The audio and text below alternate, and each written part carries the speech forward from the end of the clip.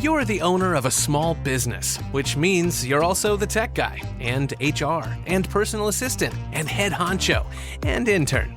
You could use another pair of hands, like the experts you'll find at Verizon Small Business Days, April 21st through 27th. Get a free tech check, special deals, and more.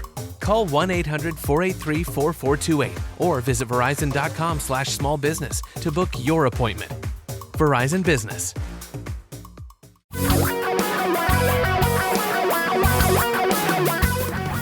Reality radio for a really great future. We're talking real money. Almost every single day of the week, except for weekends, we are here trying to clarify, codify, simplify, verify, intensify. How many other fives can I think of? Your financial life here on Talking Real Money. Hi there, I'm Don. That's Tom. Thank you all for being a part of what we do. We really do appreciate you. We do this for you. We've been doing this for you for a very, very, very long time, so we must like it. I'm Don McDonald. That guy over there, that's Tom Cock. Well, I think we do like it, and we're glad to be here basically every day to try to help you. But let's talk about there's a but? Recency bias. Wait, there's a but? There's a but involved here. I mean, recency bias, right? That is that nagging, awful thing we all suffer from where we see something that's happened in the not too distant past, right, and we expect that will continue into the future. Which can be okay in parts of your life, but when it comes to your money, can be very troublesome and costly. And it wasn't that long ago when everyone was up in arms about the fact that so few companies were moving from being privately held, right, where you just have a group of owners, to being publicly traded, right, on an exchange. It's a process to go public, and the SPAC thing is. We'll talk about that. It's very, very controlled. Yeah. It's you got to give the SEC a lot of stuff. And in 1997, in the United States, we had about 8,500 publicly traded companies. By 2017, that was down to 4,500. And I can remember the wringing of hands and the worried looks from people about, well, why are so few companies going public? Well, again, sometimes you worry about things you don't need to worry about. Last year, we had about 200 companies that went public. This year, there's somewhere going to be somewhere between 3 and 350 companies that go public. So the trend is the other way. And it won't surprise you, Don, that 70% of those are SPACs. Oh, really? Special purpose acquisition companies. So this is a company where you invest in it and they go looking for an idea. And this is, by the way, hey, give us your money and maybe we'll do something good with it. Maybe not. Trust us. They sell them. I mean, it's fascinating to me how they sell them, right? They get Shaquille O'Neal or Serena Williams or Alex Rodriguez or Sierra or whoever, what other big name, and they say, well, they're associated with Billy Beane, the Oakland A's guy. I mean, so they get all these people with big names, and you're going to say, well, I want to invest with him because he's really smart. And by the way, people that have been successful in one part of their lives can be horrible investors as well. So do not take that, don't equate the fact that they did well in something that means they're going to be really sharp when it comes to running a great company. Well, plus, Tom, come on, you know that they're getting free stock for associating their names with these things. So they don't have to be smart. They just have to have a name they have to be an influencer. So the question is, again, with all these additional companies going public, what should you do? And the answer is, very simply, nothing. Initial public offerings are a lousy investment, and that's even without taking the whole SPAC thing into consideration. Our friends at Dimensional Funds have done a lot of work about all this, and they wait a long time before they add initial public offering, new companies, new publicly traded firms, to portfolios, because there's a shakeout period where everybody's trying to figure out how this is going to work, what this company is going to look like, all that kind of thing. So there's no reason to rush in. Number two, when you talk about SPACs, they are completely speculative. They are called blank check. How many people do you give a blank check? I don't give anyone a blank check that I know. I don't even give my wife a blank. I might give Don one. But I mean, the point is, blank check is it's a nerve-wracking term to me when it comes to your money. I wouldn't do it. And then part 3 of all this is, if you're thinking about it, why? Why do you need to? Is it FOMO? Is it YOLO? I mean, what acronym is driving you to go buy these companies with not knowing much about them? It's Greedo. Greedo. There you go. I mean, so stay away from them. Don't worry about how many companies are publicly traded, and certainly do not run out, in my mind, and invest in any of these for a long, long time. Wow. Wait. And I am just so impressed that we finally got to the point in our relationship where you'll write me a blank check. I didn't say I'd. He said he would. Did you hear him? True. Did you hear him? He pretty much promised. I'm sure we can edit that out. Well, I know how to edit that out. I will give Don McDonald a blank check. And then it's like a contract. It's like that woman. It's like that woman who made the fake pictures of the cheerleaders to get her daughter on the cheerleading. You just fake it. Bingo. Fake it. Just fake it. Yeah. Right. Nothing's real. Nothing's real anymore. Account, but I'll write you a very large blank check. It won't be good, but I'll write you a large blank check. Hey, I have an update for you.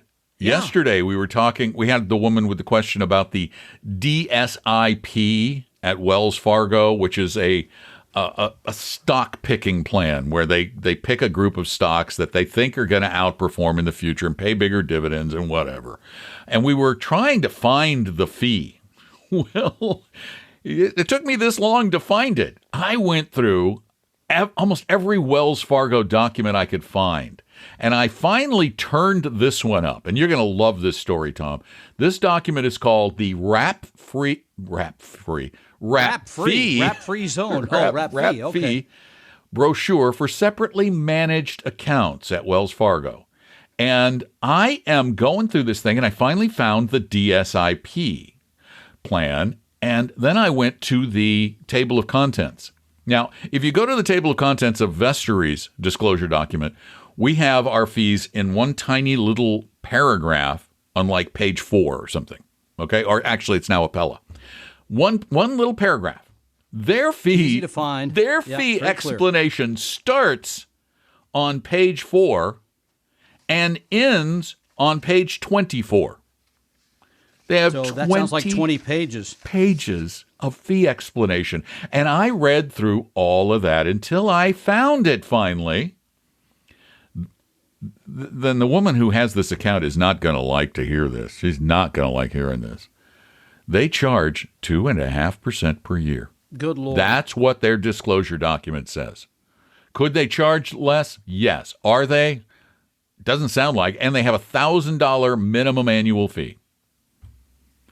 So got to pay them $1,000. Got to pay them at least $1,000 a year, and that's on a $50,000 account. So that's their minimum.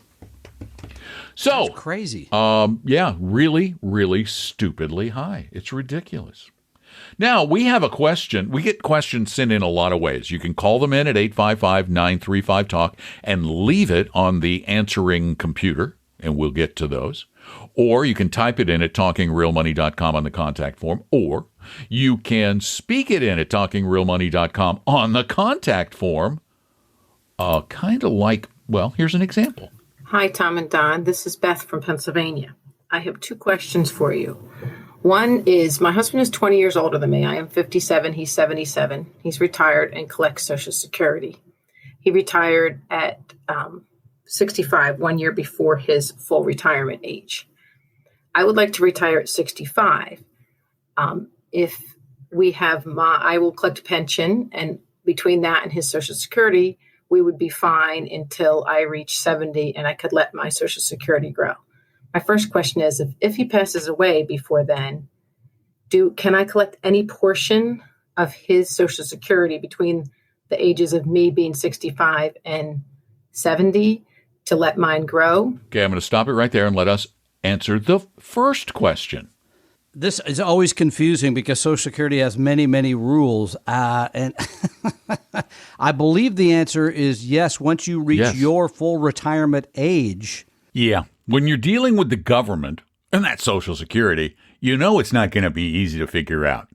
So here, let me see if I can remember everything. Let's go through this, okay? It's really, really, really kind of confusing. If your husband dies before you reach age 60, you cannot draw any survivor benefits. Got to be at least 60 unless you're disabled, I believe. So if you're 60, between 60 and your full retirement age, you get a portion of his benefit between like 70 and 100%, depending on how close you are to FRA. So if he dies between 60 and like 67-ish for you, you're going to get a percentage of his benefit. Okay? Now, if you're at or above full retirement age, you get the larger of these benefits, either 100% of his benefit or 100% of your benefit. You can't get both. You can get his if you're before FRA. After FRA, you can take yours or his, whichever is larger. That's the way I understand it. Pretty sure that's right. I think that is correct, yes. So I think you're in good shape, and I hope he's with us for a very long time. And now we'll get to the second part of the question. And my second question is, almost all of my money is in Roth. It's either in a Roth IRA or a Roth 403B or an after-tax account. I have very little in the pre-tax bucket, and I don't know whether that makes any sense. I'm currently contributing everything to Roth. $26,000 a year to my Roth 403B and $7,000 a year to my Roth IRA. If you need any more details in terms of the money, we currently have about he has about $100,000 put away in his retirement plan. I have right now about $325,000. Only about $20,000 of that is pre-tax. Everything else is Roth. And like I said, all the new stuff is going into Roth. I didn't know if you need those numbers. Thanks for your help. If your question is, does that sound good? That sounds great. What a bonanza, because with the Roth, you can take the money out anytime you please and not pay any tax. What a wonderful situation. So part two would be, I think you're in a great spot. Obviously, your husband's been drawing on his because if it's pre-tax, then he has to. But with the Roth, I think, would I continue along the path you are? Yeah, it depends a little bit on your current tax rate, obviously. But if you've been able to make it work with your taxes as they are today and only taking the money out after you pay tax, I think you're in great shape. I wouldn't change a thing. Yeah, thanks. That's a great call. But here's one thing, though. There's just a little addition to that because it's good advice. If you have maxed out your Roth 403 and your Roth IRA contribution limits, and you have other money to invest, then by all means, that's when you open that pre-tax bucket or an account, and you start trying to put money away in vehicles that have, if you're in a high bracket, some kind of tax advantage to them. But bear in mind, if you're investing in a growth-oriented vehicle, in a stock-oriented index-style fund, you're not, or ETF particularly, you're not going to have a lot of taxable events along the way. Anything else you want to add, Tom? No, I think I think you're correct on the Social Security. Keep pushing the money into the Roth. Figure out what you want your life to look like after retirement. I think it's a terrific situation. All right. I guess that wraps up another podcast. Thanks so much for being a part of it. And please go out and tell everybody you know, that this is a podcast they should be listening to. And remember, some of them are shorter, some of them are longer, but none of them take a ton of time. I think our longest podcasts are about 37 minutes. So it's a tiny little chunk of your life to really get better at investing. Real investing, not that stupid stuff that passes as investing called gambling.